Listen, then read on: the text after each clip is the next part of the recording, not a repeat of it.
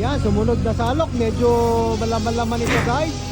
Ang laman na ito, ang capacity ng isang salok na ganito, pag punong-puno, siksik, at saka hindi ganong kalalaki ng mga tuna, ayan ay sumusukat ng 3 to 5 tons. 3 hanggang 5 tonelada ang laman ng isang salok na ito guys, malaki yan.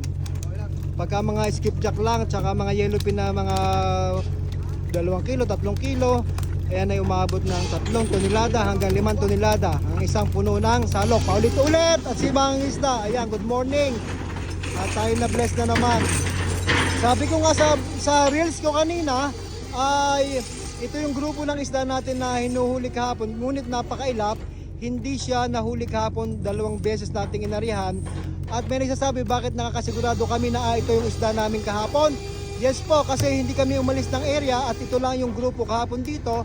Hindi yan masyadong lumalayo dito guys pagka nandito mga pagkain ng isda. Kaya nasasabi namin na ang mga hinuli naming isda na ngayon ay ito yung kahapon pa na aming pinagpipilitang mahuli. Ngayon naman ay binigay na ni Lord. Thank you Lord!